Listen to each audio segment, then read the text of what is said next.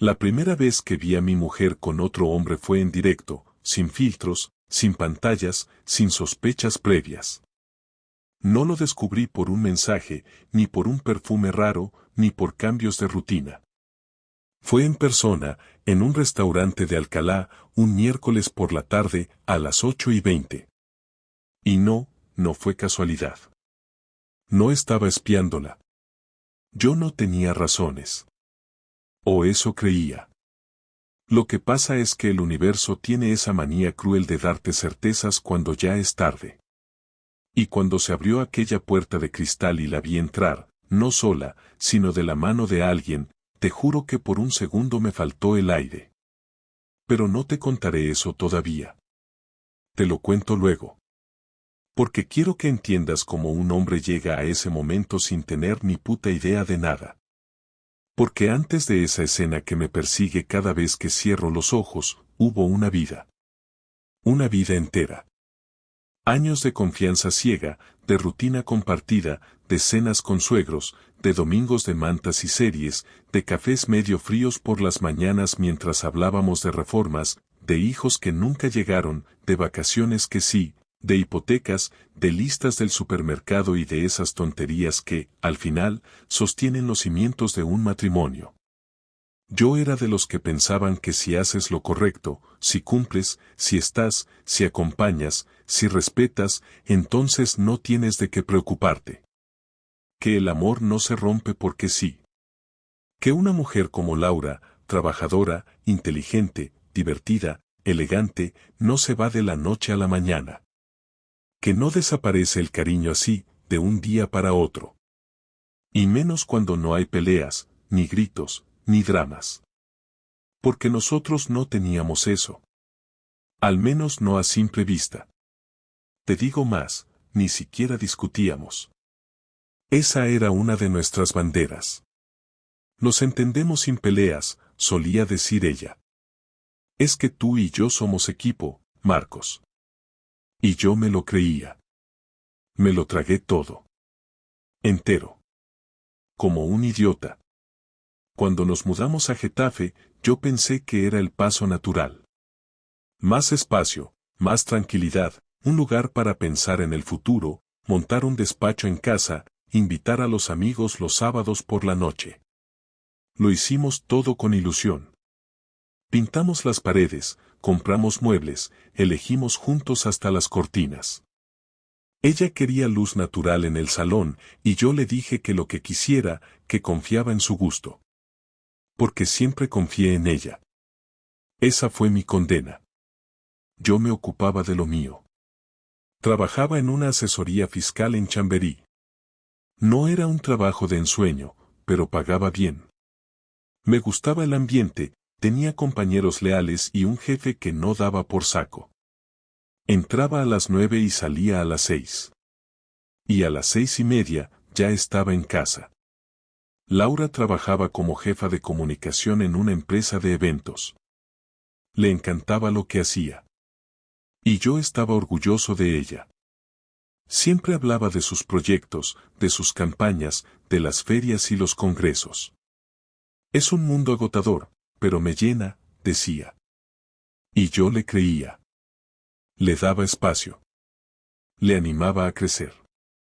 Pero ahora que lo pienso, ahí empezó a formarse la distancia. No por culpa de su trabajo, sino por cómo empezó a llenarse de cosas que ya no compartía conmigo. Se volvió más independiente. Empezó a salir sola más a menudo. A veces decía que había cenas de empresa, otras que necesitaba tiempo para ella, para desconectar. Estoy saturada, cariño. No quiero llegar a casa y hablar solo de números y facturas. Y yo lo aceptaba. Porque sí, porque entendía que la rutina ahoga. Que uno necesita aire. Que no pasa nada por tener momentos separados. Una noche, después de una cena con sus compañeras, llegó a casa con una sonrisa rara. No era feliz, no era cansada, no era borracha. Era otra cosa. Una mezcla entre alivio y euforia. Me besó en la frente, se desmaquilló en silencio y se metió en la cama sin decir nada más. Yo estaba viendo una película. Ni siquiera pregunté cómo le había ido. Me limité a apagar la tele y meterme a su lado. Y ella ya dormía. O fingía dormir. No lo sé. Empecé a notar cambios. Sutiles. Nada escandaloso. Pequeños detalles. Un perfume diferente. Ropa interior nueva que no me mostraba. Silencios durante las comidas. Ausencias más largas. Un día se olvidó el portátil en casa y tuve que llevárselo a su oficina. Me hicieron esperar en recepción porque estaba ocupada. Nunca me dijeron con quién. Me pareció raro, pero no dije nada. No quise parecer controlador. Yo no soy de esos. O no lo era. Todo siguió como siempre. O eso aparentaba. Yo ya había empezado a vivir con una incomodidad invisible, como si llevara una piedrecita en el zapato que no podía quitarme. Pero aún no tenía pruebas de nada. Y sin pruebas, ¿qué haces? ¿Te inventas un drama? ¿La enfrentas porque algo no te cuadra? No. Te callas. Aguantas.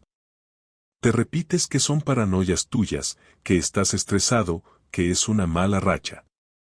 Y así llegamos a aquel miércoles. El día que te mencioné al principio. Ese día salí del trabajo con ganas de tomarme una caña. Uno de los clientes había cerrado un acuerdo importante y mi jefe propuso celebrarlo. Pero como Laura me había dicho que estaría ocupada hasta tarde con una reunión de cierre de trimestre, acepté quedarme un rato. Luego, como no tenía hambre, me fui caminando por el centro, sin rumbo fijo, hasta que pasé por delante del restaurante Azafrán, uno de esos sitios elegantes que solíamos frecuentar hace años, cuando nos dábamos algún capricho.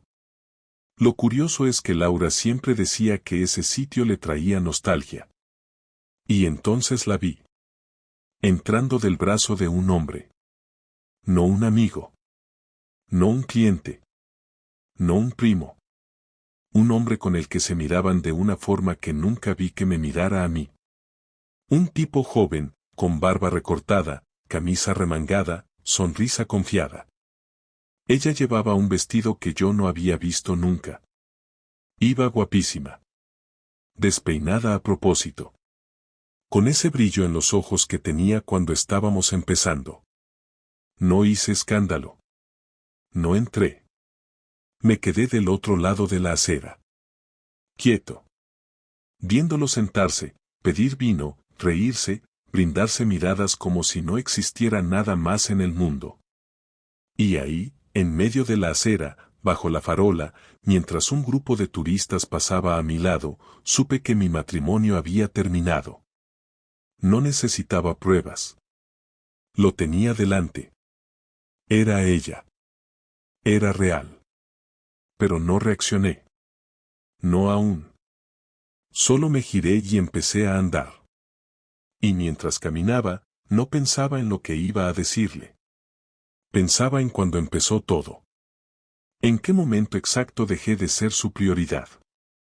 Y lo peor de todo es que todavía no me había roto. Eso vino después. No dormí esa noche. No por insomnio, sino porque no me daba la gana cerrar los ojos y seguir fingiendo. Pasé horas sentado en el sofá con el abrigo aún puesto, mirando la ventana, como si en algún momento fuera a aparecer una explicación lógica. Pero no la hubo. Y cuando escuché la llave girar en la cerradura a las 2:30 de la madrugada, supe que era el momento de tragarme todo lo que sentía para que no se notara nada. No iba a montar un escándalo esa noche. Necesitaba observarla de cerca, mirarla moverse, escucharla mentir sin que supiera que yo ya lo sabía. Quería ver hasta qué punto era capaz de sostener la farsa. Entró como si nada. Ni una pizca de culpa en la cara. Llevaba un abrigo beige que nunca le había visto, el pelo recogido de forma diferente, un perfume más intenso que de costumbre.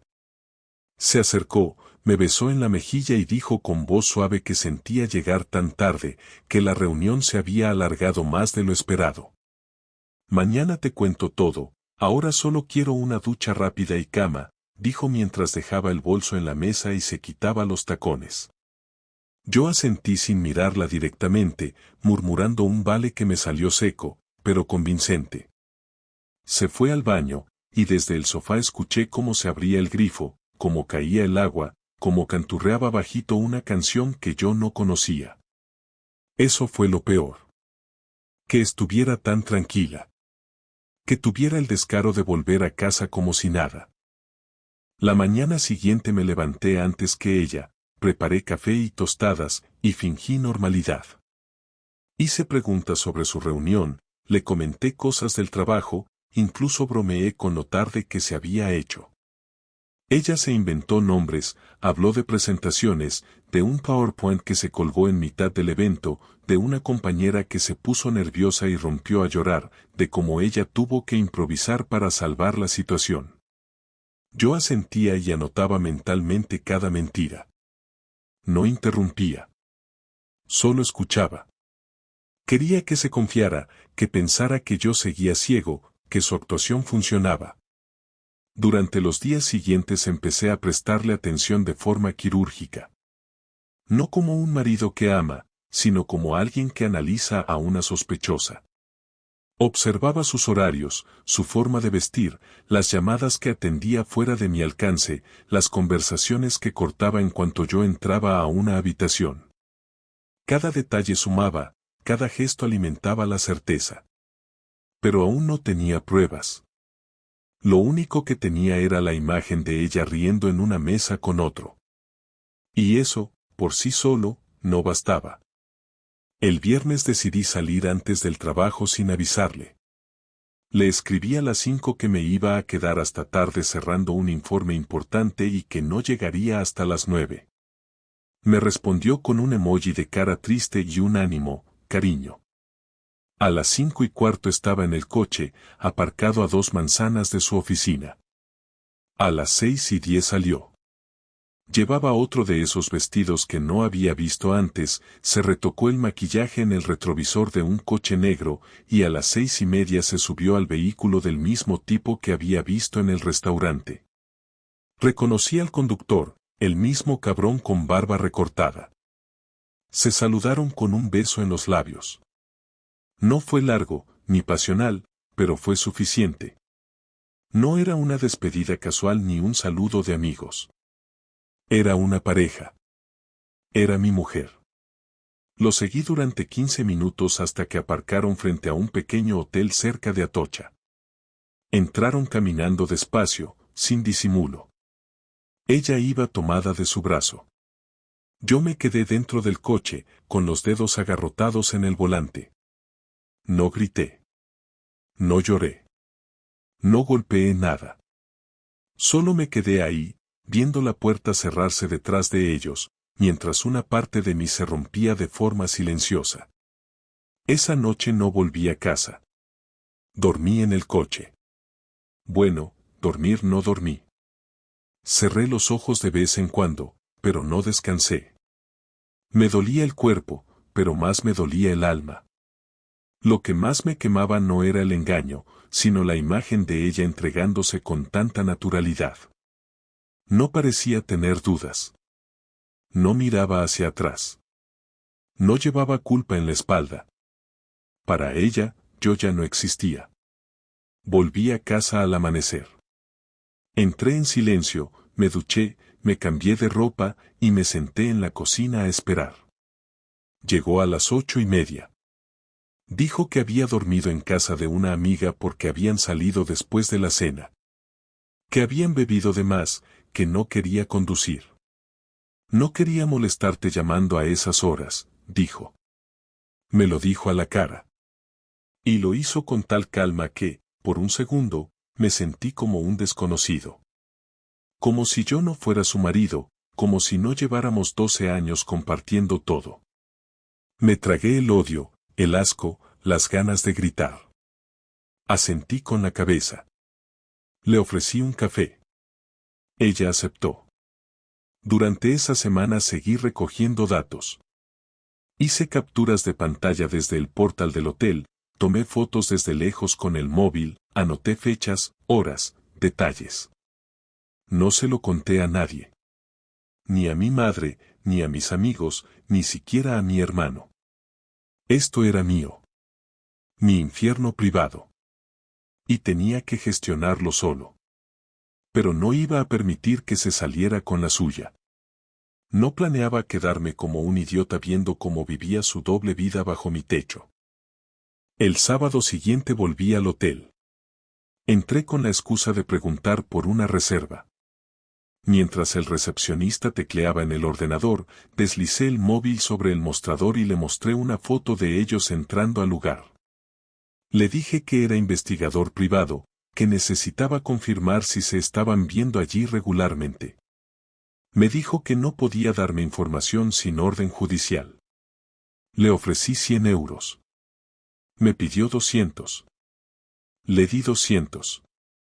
Me dijo que sí, que eran clientes frecuentes, que siempre pedían la misma habitación, que venían 2 veces por semana, que se quedaban 2 o 3 horas. Salí de ahí temblando. Ya no eran sospechas. Eran hechos. El domingo por la mañana, mientras ella se duchaba, tomé su bolso y revisé sin culpa. Encontré preservativos. Jamás los usábamos nosotros. Revisé la cartera. Encontré un recibo del restaurante de Alcalá, con fecha del día que la vi entrar con él. Ni siquiera lo había escondido. Estaba ahí, doblado junto a un ticket del supermercado. Esa fue la gota final. No lloré. No grité. No rompí nada.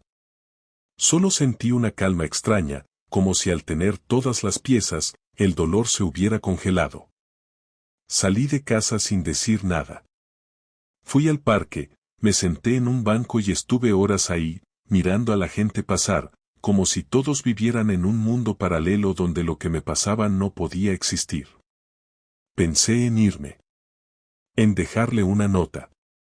En desaparecer. Pero no. Ella no iba a quedarse tranquila. No le iba a regalar el silencio. Si me había engañado como si yo fuera un imbécil, entonces ahora iba a verme con los ojos bien abiertos. Iba a enfrentarla. Y no iba a temblarme la voz. Lo que vino después, te lo cuento en la siguiente parte. Porque esa noche, por primera vez, le hablé con toda la verdad. Y lo que pasó en ese salón no se me va a olvidar jamás. La confrontación no fue planeada, pero llevaba días madurando dentro de mí como una bomba. Había ensayado en mi cabeza 1000 formas de hacerlo, con calma, con sarcasmo, con lágrimas o con furia. Pero cuando la tuve delante, todo salió sin control, sin estrategia, sin pausa. Era martes por la noche. Ella estaba en el salón, viendo una serie con el portátil apoyado en las piernas, una copa de vino al lado, las luces bajas, el ambiente relajado, como si nada en el mundo estuviera roto. Entré sin saludar. Me apoyé en el marco de la puerta y la miré. Ella me miró apenas un segundo, sonrió, y dijo, ¿quieres un poco de vino? Y ahí, sin pensarlo, dije lo que llevaba días atragantado. ¿Es con vino también como celebras después del hotel? Su expresión cambió por completo, como si le hubiera hablado en un idioma que no entendía. Se quedó quieta, sin pestañear, intentando procesar lo que había escuchado. Cerró el portátil con lentitud y preguntó, ¿qué has dicho? Y yo, con voz firme, repetí, digo que no sé si el vino te lo tomas también después de acostarte con él, o si eso lo hacéis en otra parte. No gritaba. No temblaba. Estaba frío, casi clínico. Ella dejó la copa en la mesa con cuidado, respiró hondo y me miró fijamente. No sé de qué hablas, Marcos, dijo. Si lo sabes, respondí. Me acerqué despacio, sin apartar la vista. Lo sé todo. El hotel de Atocha, las cenas, los mensajes, los horarios, el coche negro, el tipo con la barba. Sé más de lo que te imaginas. La vi tragar saliva. Intentó mantener la calma, pero los ojos la delataron. Ya no había sorpresa, solo miedo. No miedo a mí, sino a que su teatro hubiera terminado. Se levantó del sofá, me pidió que no gritara, que los vecinos podían escuchar. ¿Te preocupa eso, la imagen, que sepan que la jefa de comunicación tiene una vida paralela?, le dije. No empieces con insultos, por favor, no he hecho nada malo, respondió. Nada malo, repetí. Dormir con otro 2 veces por semana durante meses no te parece malo. Qué curioso. Ella intentó acercarse, ponerme una mano en el brazo, pero la aparté. No me toques. No te atrevas. Y entonces comenzó la parte más asquerosa, la de las excusas. Marcos, las cosas no son tan simples, llevamos años desconectados, tú también has estado distante, apenas hablamos, esto no empezó por odio, fue algo que se me fue de las manos. Se le quebró la voz, y por primera vez la vi vulnerable, pero no me conmovió. ¿Se te fue de las manos? ¿Qué es eso? ¿Como un tropezón, como si te hubieras caído sin querer en una cama ajena? No me tomes por idiota. Ella lloraba, pero seguía intentando sostener su versión. No lo planeé, de verdad, fue un error, no pensé que llegaría tan lejos, pero me sentía vacía, necesitaba sentirme viva, necesitaba que alguien me mirara como antes me mirabas tú. Me reí, sin humor, sin ironía, con esa risa amarga que sale cuando ya no queda respeto. Te miraba cada día, Laura. Te miraba aunque no lo merecieras. Pero parece que estabas demasiado ocupada mirando a otro. La discusión subió de tono. Ella comenzó a levantar la voz, a decir que no la escuchaba, que solo quería humillarla, que yo no entendía nada, que todo había sido culpa de la rutina, del desgaste, de la monotonía. La monotonía no se arregla follando con otro, le dije, golpeando la mesa con el puño. Se arregla hablando, luchando, no traicionando. Me miró con rabia. Tú también me abandonaste. Estabas siempre cansado, siempre con tus números, tus informes, tus silencios. Yo necesitaba algo más, necesitaba atención, cariño, comprensión, y tú solo estabas presente de cuerpo, pero no de alma. No respondí enseguida. La dejé hablar, soltar todo su discurso. La observaba, no por compasión, sino por curiosidad. Quería ver hasta dónde llegaría para justificar lo injustificable. ¿Y eso te da derecho a destruir lo que teníamos?, le pregunté. No lo destruí, ya estaba roto, dijo ella. Solo fui la primera en admitirlo. Esa frase fue la que me hizo perder la paciencia. Me acerqué tanto que podía sentir su respiración. No estabas admitiendo nada, estabas escondiendo. Mentías cada día, dormías conmigo sabiendo que después ibas a irte a otro. ¿Sabes lo que es mirar a la persona que amas y darte cuenta de que ya no la conoces? ¿Sabes lo que es no poder confiar ni en la memoria de tus propios besos? Ella intentó responder, pero no la dejé. Cállate. No digas más. Cada palabra que dices solo hace que me dé más asco todo esto. Caminé hacia la ventana para no romper algo. Necesitaba espacio. Ella se quedó en medio del salón, llorando en silencio. Después de unos segundos, habló con voz baja. Marcos, no quiero perderlo todo. No era amor con él, era una distracción, una forma de respirar, me equivoqué. Lo he cortado, te lo juro, se acabó. Quiero arreglarlo. Giré despacio. ¿Arreglarlo? ¿Cómo? ¿Con qué clase de pegamento crees que se arregla una traición así? Se acercó despacio, intentó tocarme la mano. Te quiero, Marcos. Esto no cambia lo que siento. Le aparté la mano de un empujón. No me digas que me quieres. No me mientas más. Si me hubieras querido, no me habrías hecho esto. Su cara se contrajo, como si cada palabra la golpeara. No sabes lo que me arrepiento, dijo. No sabes lo que me duele verte así. No te duele verme, te duele perder tu comodidad. Te duele pensar que vas a tener que enfrentarte a las consecuencias. Te duele el miedo a quedarte sola. Ella me miró con rabia, y esa rabia fue lo único sincero que vi en toda la conversación. No tienes idea de lo que he pasado, de lo que sentía, de lo vacía que estaba. Siempre tan correcto, tan serio, tan distante. Ni siquiera notabas cuando lloraba en silencio. Pues llorabas muy bajito, porque no escuché nada, respondí. El silencio se volvió insoportable. El reloj marcaba las 10:30, y se escuchaba solo el ruido del tráfico lejano. Ella se sentó, agotada, sin dejar de llorar. Yo la observaba desde el pasillo. Estaba destruido, pero no roto. Porque en ese momento, entre la rabia y la decepción, algo cambió dentro de mí. Ya no era dolor lo que sentía, era una necesidad de equilibrio. Quería que entendiera lo que había hecho. Que lo sintiera. No con gritos, sino con hechos.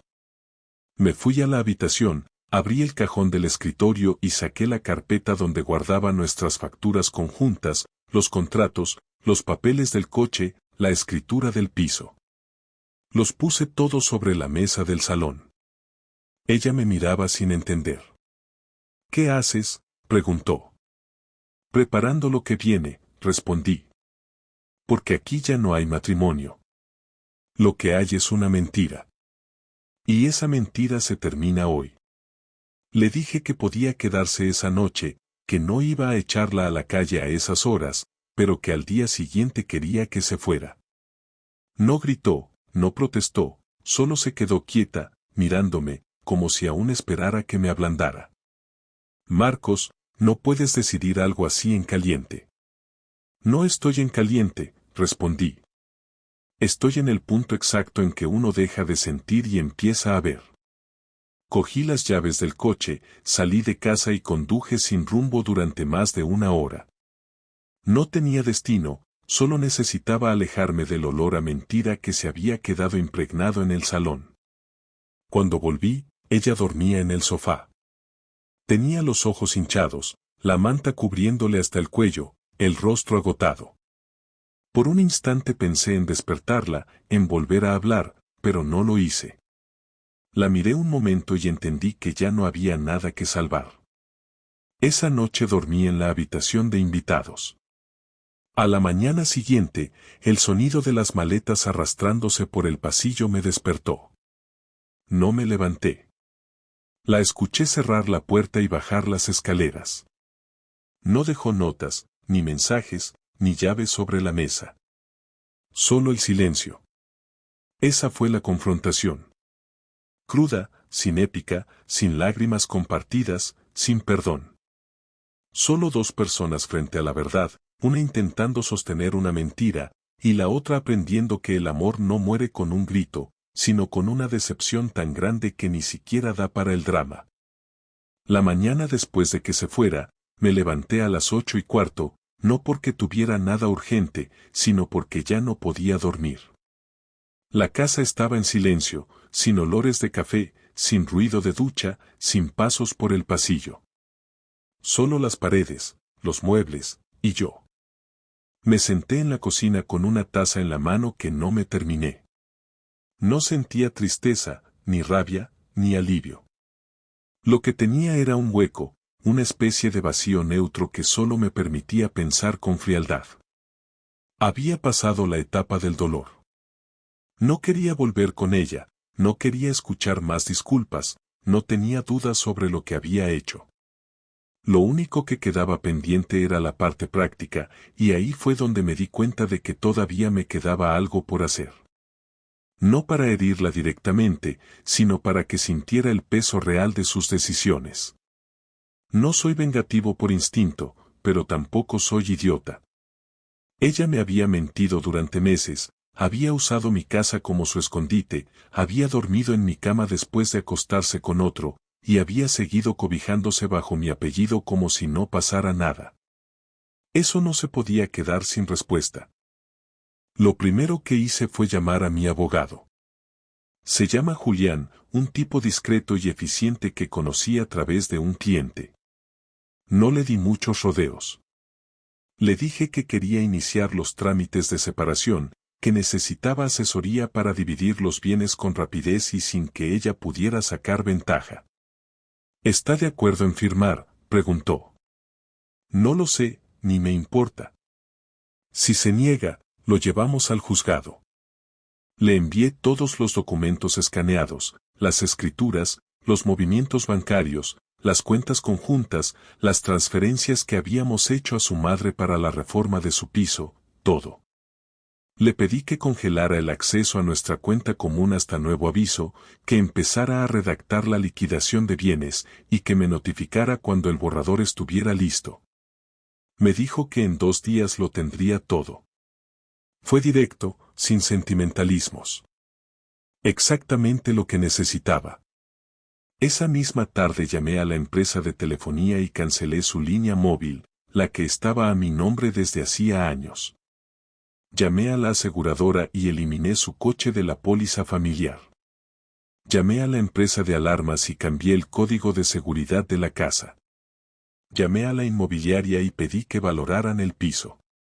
Y finalmente, envié un correo a recursos humanos de su empresa, solicitando que ya no se considerara a Laura como beneficiaria en caso de accidente o seguro por fallecimiento. Todo eso lo hice sin levantar la voz, sin escribirle, sin buscar el conflicto. No necesitaba su participación. Solo necesitaba dejar constancia. Porque si ella había elegido vivir una vida nueva a espaldas de la mía, entonces que la viviera por completo, sin los beneficios que yo le ofrecía en silencio. 2 días después, recibí un mensaje. ¿Por qué me han cortado el móvil? ¿Me puedes llamar, por favor? No respondí. Me limité a reenviarle el número de Julián con un mensaje corto, para todo lo relacionado con lo legal, habla con mi abogado. Minutos más tarde me llamó por otro número. No lo cogí. Me escribió desde una cuenta de correo que usaba poco, no entiendo qué estás haciendo, ¿puedes al menos explicarme por qué me estás tratando como a una enemiga? Yo no quiero guerra. Le respondí lo justo. No es guerra, Laura. Es orden.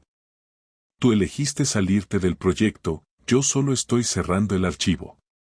No volvió a contestar ese día. Una semana más tarde apareció en la puerta del piso. Llamó con insistencia. No abrí.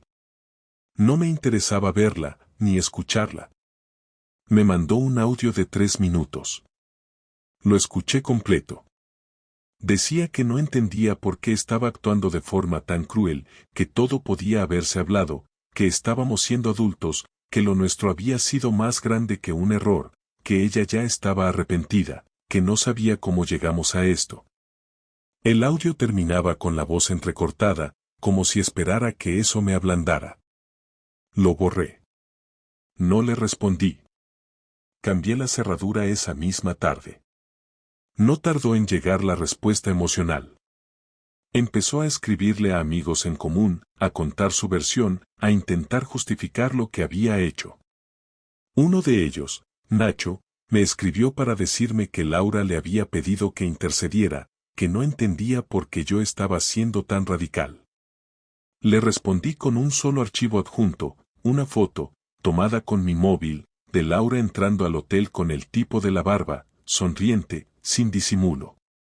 Ni una palabra más. Nacho me respondió al cabo de 10 minutos, no hace falta que digas nada más. Lo siento, tío. Nunca más volvió a mencionarla. Uno a uno, fui cerrando círculos. Fui desmantelando cada rincón donde ella había dejado su rastro. Saqué sus fotos de los marcos, guardé sus cosas en 2 cajas de cartón y las dejé en el trastero. No las tiré, no por apego, sino porque no necesitaba hacerlo. Borrar no era el objetivo. El objetivo era reconstruir. Cada rincón que limpiaba, cada cosa que cambiaba, era una forma de recuperar mi espacio. Cambié las sábanas, la alfombra del pasillo, las contraseñas del Wi-Fi, el café que comprábamos siempre. Pequeñas cosas, sí, pero cada una era una forma de expulsarla sin necesidad de verla. Un día, mientras organizaba papeles, encontré una carta vieja suya, de cuando cumplimos 5 años de casados. Decía que yo era su hogar, su seguridad, su certeza. La rompí en silencio y tiré los pedazos al cubo de basura. No con odio, sino con la determinación de alguien que ya no se permite nostalgia inútil. No tenía sentido guardar palabras que ya no valían nada. 3 semanas después, su abogado contactó con el mío.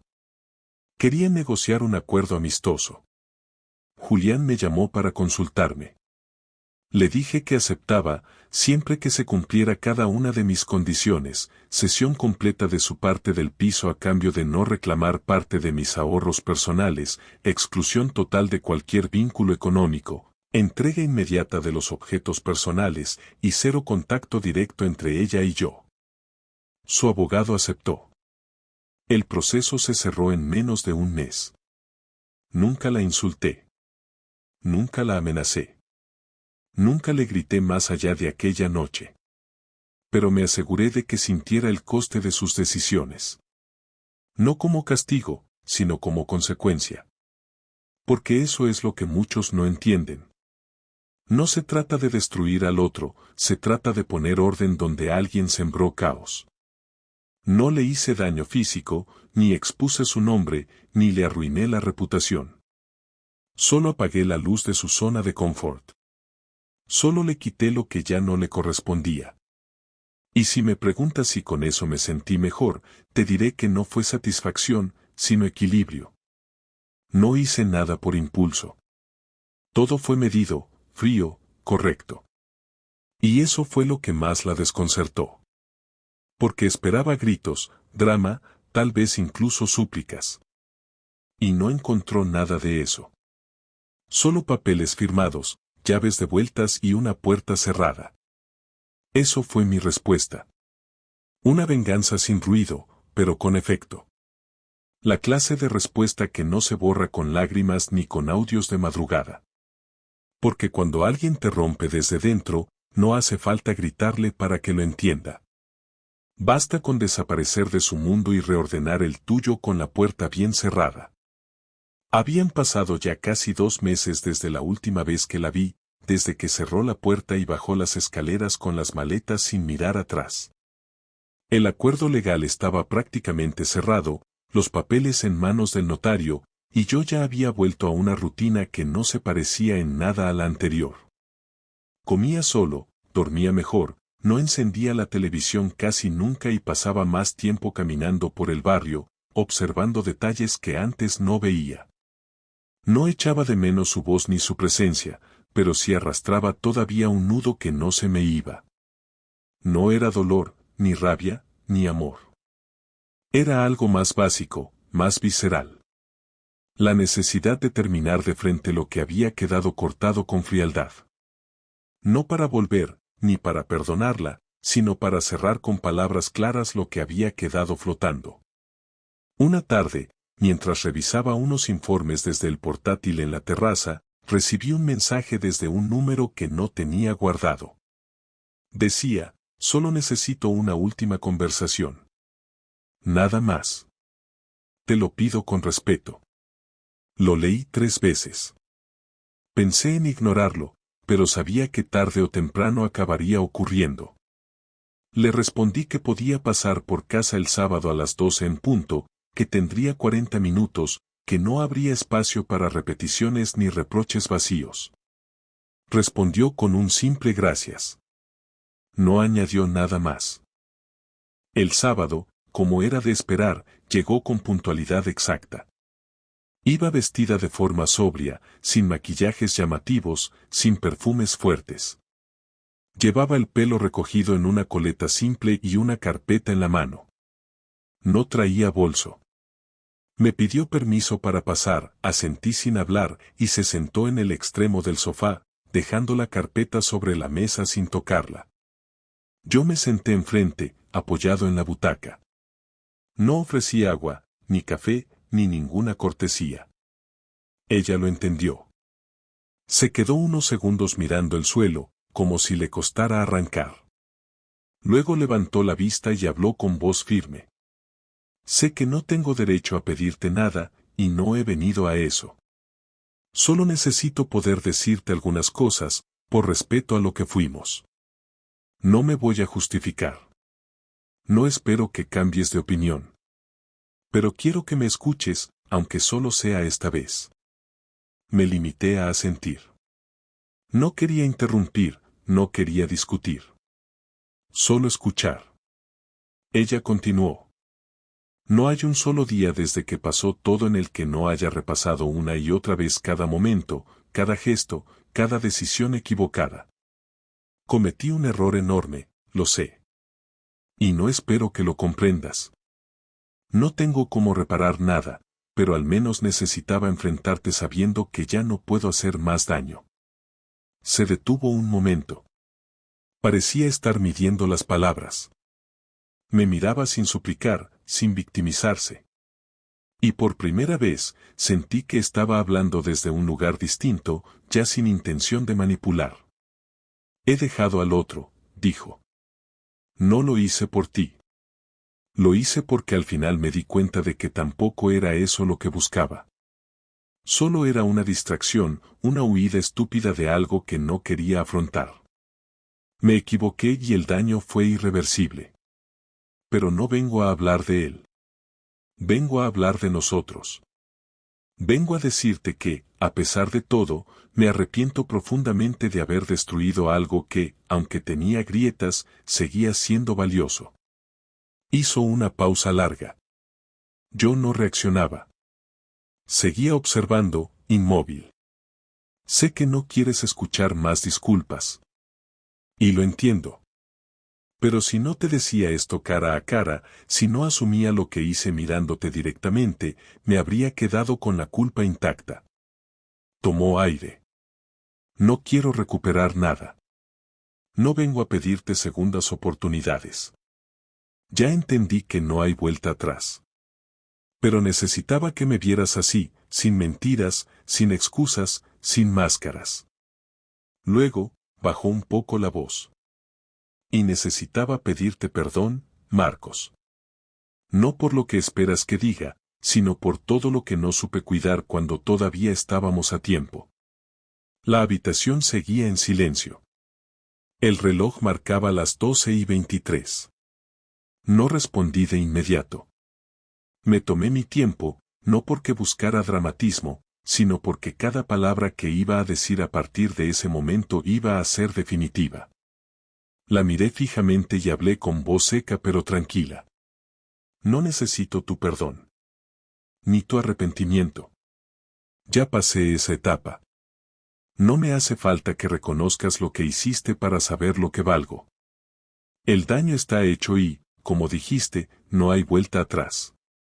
Ella sintió con los ojos humedecidos, pero sin lágrimas aún. Yo seguí. No estoy enfadado. Ya no. Pero tampoco te tengo pena. Te tengo claro. Y eso es más importante que cualquier sentimiento. Ella bajó la mirada y se quedó unos segundos sin hablar. Luego, con voz apenas audible, dijo, te echo de menos. Yo no me moví. No respondí. Solo la miré en silencio hasta que comprendió que esas palabras ya no significaban nada para mí. Tarde, fue lo único que dije. Entonces sí, se le quebró la cara. Las lágrimas comenzaron a salir sin ruido. No lloraba con sollozos. Solo caían. Y no me levanté. No la abracé. No hice ningún gesto. Porque esa escena no era el cierre de una historia romántica. Era la última consecuencia de una cadena de decisiones que ella había tomado sola. Cuando recuperó el control, abrió la carpeta y sacó unos documentos. Firmé el acuerdo, dijo. No quiero discutir ninguna cláusula. Solo quiero que todo termine de la forma más limpia posible. Me quedo sin nada. Lo sé. Pero prefiero eso a seguir cargando con la vergüenza de pelear por algo que ya no me pertenece. Me pasó los papeles. Los revisé con la mirada. Todo estaba como lo habíamos acordado. Lo dejé sobre la mesa. Lo enviaré a Julián hoy mismo, dije. Ella asintió y se levantó. Miró a su alrededor por última vez. Sé que no me vas a desear suerte, y no te lo pido. Solo te deseo paz. De verdad. Caminó hacia la puerta. Justo antes de abrirla, se giró. Gracias por al menos escucharme. Ya está. Me voy. No dije nada. La puerta se cerró y sentí, por primera vez desde todo aquello, que el ciclo se había completado. No sentí alivio ni tristeza. Solo una especie de peso que salía del pecho y dejaba sitio para algo nuevo. No sabía qué era ni cómo iba a ser, pero al menos ya no era ella. Ya no era lo que fuimos ni lo que fingimos ser. Era el punto final necesario. Me levanté, guardé los papeles en la carpeta y me fui a caminar sin rumbo. No como antes, cuando buscaba distraerme del dolor.